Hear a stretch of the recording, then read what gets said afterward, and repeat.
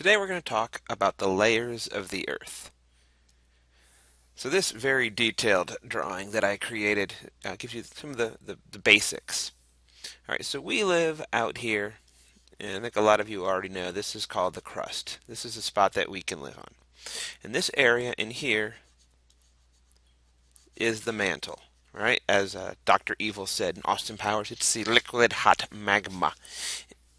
We have never gotten anywhere near drilling to the mantle. So even with our deepest wells and mines, we have only gotten a very small fraction of the way into the crust. So we've never been down here into the mantle.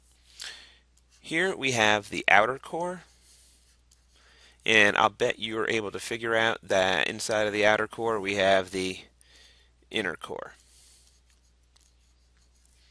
All right, the inner core.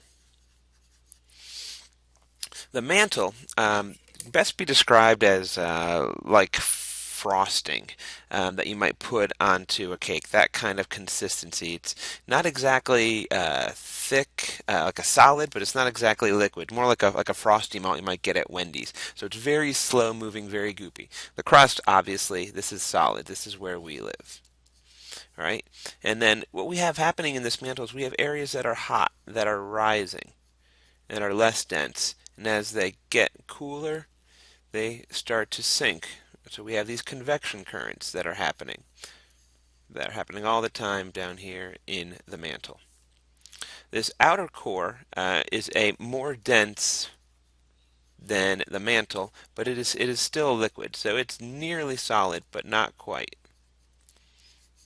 And then the inner core is solid, and our best guess is that it is solid iron. And you may ask, how would we know this? We've obviously never been there. We would have burned up. We've actually been able to use observations based off of earthquakes. And so if there's an earthquake that happened, say, right here, if that earthquake were to happen, it would send seismic waves through the mantle, just like a wave through any liquid. And then they would measure that earthquake over here on a Richter scale. And they would on a seismograph and know what it was on the Richter scale. And that's how they would be able to locate where the earthquake happened. But what they found happens is that when the earthquake goes through the outer core, it would change its direction. It would kind of bounce a little bit. Kind of like when you try to throw something into water, it might change its direction because the water's a different density. And then they found that when it would go straight through the earth, it wouldn't come through at all. And so the only way that that would make any sense is if there was something solid. This diagram gives a little more detail on the different layers of the earth.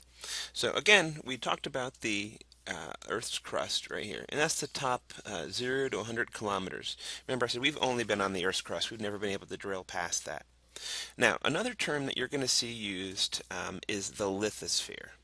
And the lithosphere is technically, it's the Earth's crust, that 0 to 100 kilometers, the solid part, and the very uppermost part of the mantle, the part that sticks to the bottom, but it doesn't really flow as part of those convection currents. Now, to be honest, most of the time you're going to hear people talk about the lithosphere.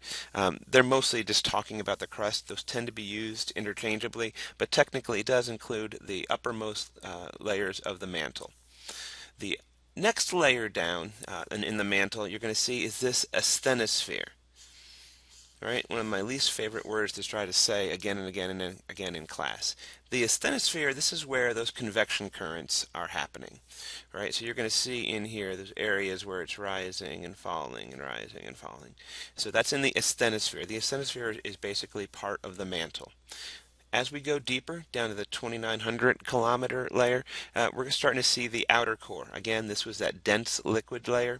And then 5,100 kilometers, all the way down to about 6,400 kilometers, which would be the center of the Earth, you're going to have this solid inner core. One of the things that they may ask you on a test that can be a little bit tricky is this is not to scale. So even if I were to take and draw a circle like this, right?